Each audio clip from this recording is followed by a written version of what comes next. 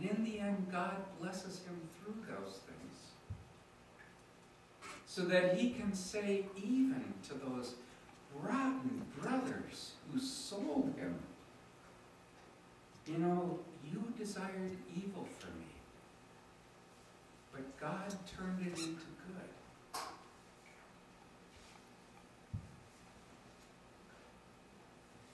Or let's say you're a man or a woman in my situation.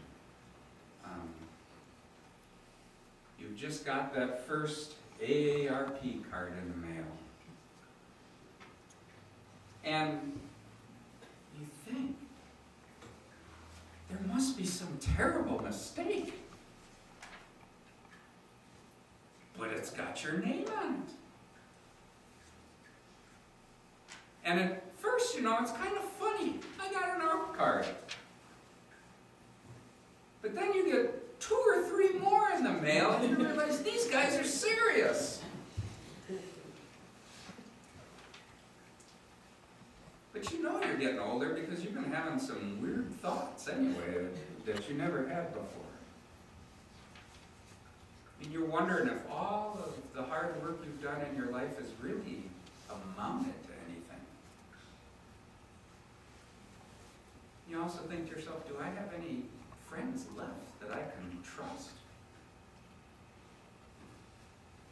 And then you have an even darker thought, maybe, you know, is there really a God?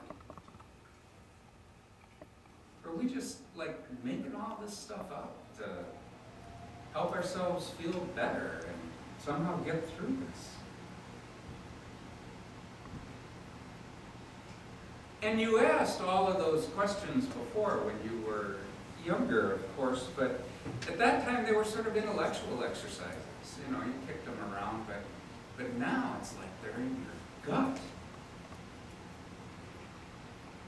And they are urgent and disturbing.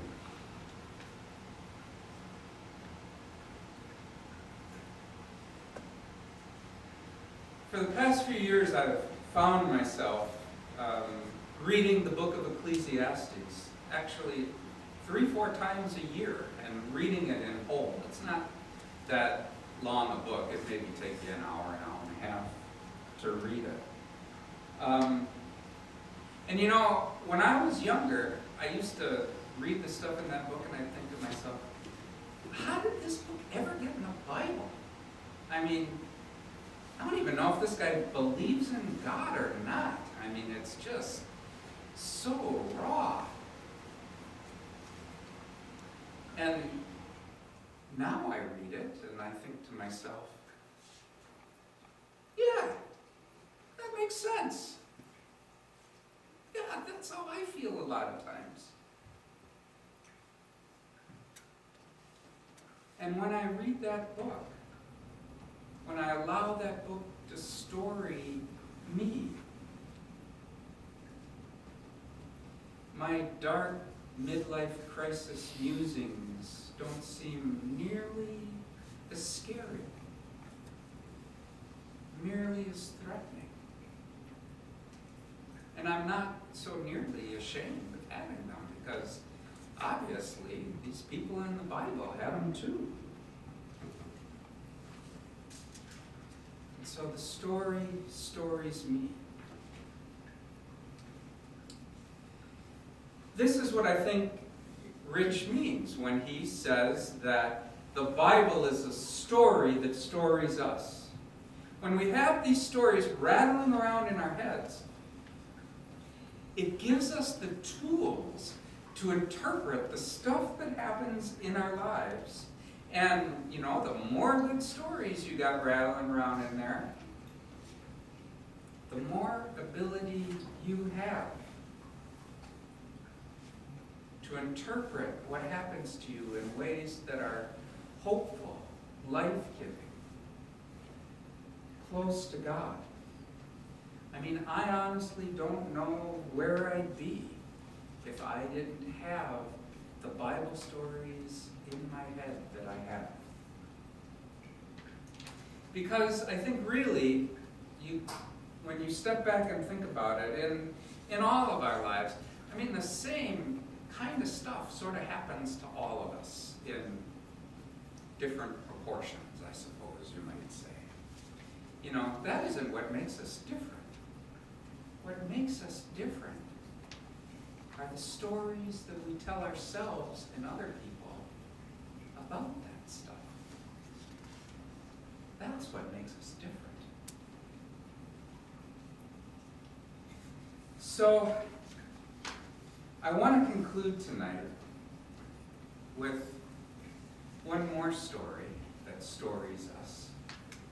Because I think it is a story that helps us understand, no matter what our families are actually like, or no matter how far at times our families fall short of what we wish they were, this story is in our hearts to tell us what a family really is. And so I want to remind you of the familiar parable of the prodigal son. And I'm sure most of you know this story, and you could tell it as well as I could. You know, the younger son blows out of town, and his pockets are full of his old man's money, and his head is full of rocks. And after successfully forgetting every single thing he learned in Sunday school, he bottoms out. And he winds up being hungry and penniless, getting exactly what he deserves. And I want to stop right here with that phrase, getting exactly what he deserves, because that's the world's story, isn't it? We get what we deserve.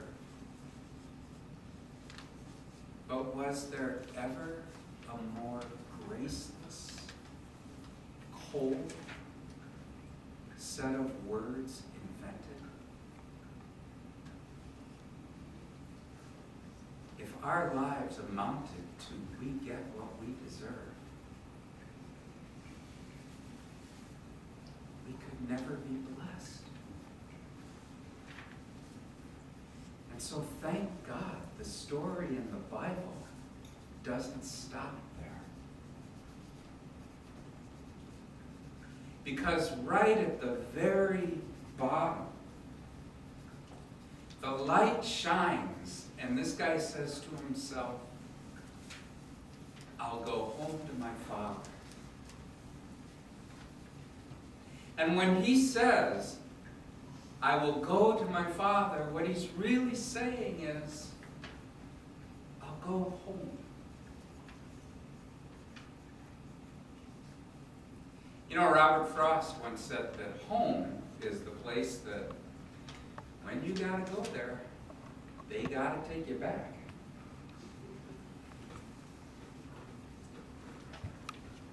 And the moment that boy said, I'm going home,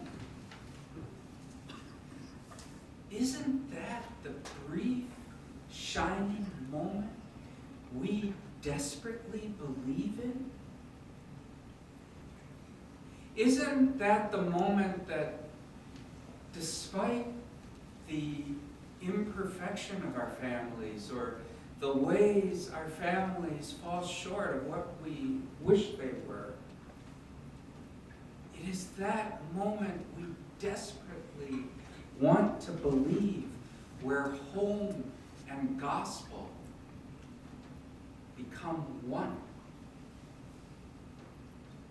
The Father's embrace, the Son's tears, the meal spread out on the table, they are nothing less than forgiveness, reconciliation, new beginnings. They are the heart and soul of what we believe. And right here is where two words, gospel and home, become one thing.